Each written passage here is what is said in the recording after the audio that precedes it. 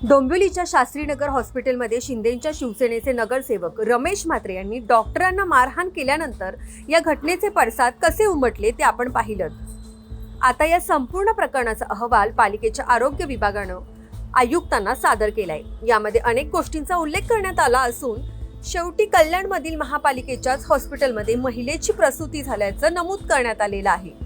दरम्यान या प्रकरणाशी संबंधित एक पोस्ट सुद्धा सोशल मीडियावर व्हायरल होत असून यामध्ये मारहाण चुकीचीच आहे, पण बाकीच्या त्रुटींचं काय असा सवाल उपस्थित करण्यात आलाय। आधी पाहूयात नेमकं या अहवालामध्ये काय म्हटलंय।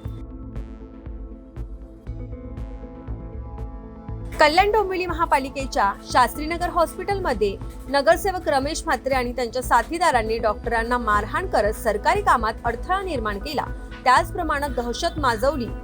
हॉस्पिटलमध्ये सुरक्षा रक्षक आणि पोलीस संरक्षण पुरवले जावे याबाबत आयुक्तांना सादर केलेल्या अहवालामध्ये सांगण्यात आलेलं आहे।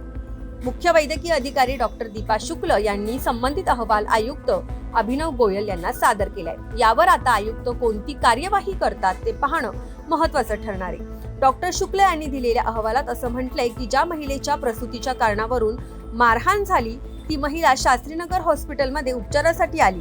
त्यावेळेला तिचा सोनोग्राफी रिपोर्ट पाहण्यात आला। तिच्या पोटातील बाळाच्या गळ्याभोवती नाळेचे 2 वेढे होते।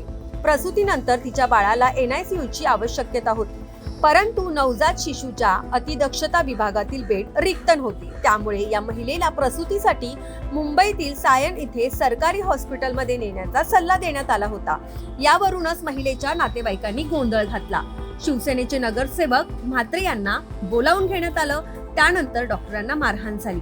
या घटनेचे CCTV फुटेज आणि कागदपत्र यांच्या आधारे विष्णुनगर पोलीस ठाण्यामध्ये तक्रार दाखल करण्यात आली आहे। ही तक्रार कायदेशीर सल्ला घेऊनच दाखल करण्यात आलेली आहे। विष्णुनगर पोलिसांनी या प्रकरणी गुन्हा दाखल केला आहे असं देखील अहवालामध्ये नमूद करण्यात आले। ज्या महिलेच्या प्रकरणावरून ही मारहाण झाली त्या महिलेला त्याच दिवशी रात्री 8:30 वाजता कल्याण पश्चिम येथील महापालिकेच्या वसंत व्हॅली येथील प्रसूतीगृहामध्ये पाठवण्यात आलं। त्यानंतर तिच्यावर शस्त्रक्रियेद्वारे त्या ठिकाणी प्रसूती करण्यात आली। मात्र तिच्या नवजात मुलीच्या गळ्याभोवती नाळेचे 2 वेढे असल्याने नवजात मुलीला अतिदक्षता विभागात दाखल करावं लागलं। त्यामुळे तिला खासगी रुग्णालयामध्ये हलवण्यात आलं। उपचार करून 5 दिवसांनी तिला डिस्चार्ज देण्यात आला।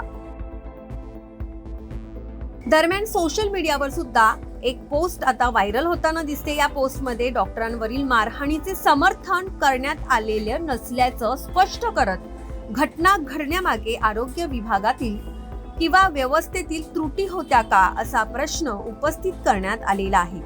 पोस्टमध्ये असा दावा करण्यात आलेला आहे की गर्भवती महिलेवर वेळेत उपचार झाले असते तर तिला दुसऱ्या हॉस्पिटलमध्ये जाण्यास सांगावे लागले नसते किंवा तिच्या वेदनेकडे वेळेत लक्ष दिलं गेलं असतं तर कदाचित हा वाद निर्माण झाला नसता।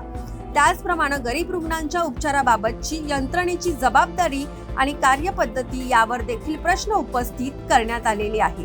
मात्र या पोस्टमधील दावे हे सोशल मीडियावर प्रसारित होत असलेलं मत किंवा आरोप आहे, त्यांची अधिकृतपणे पुष्टी झालेली नाही। दुसरीकडे अधिकृत वैद्यकीय अहवालात डॉक्टरांवरील हल्ला आणि सरकारी कामात अडथळा आणल्याचा उल्लेख करण्यात आला असून या प्रकरणाचा पुढील तपास संबंधित यंत्रणांकडून सुरू आहे। एकंदरीतच या घटनेबद्दलच्या तुमच्या प्रतिक्रिया तुम्ही आम्हाला कमेंट बॉक्समध्ये सांगू शकता।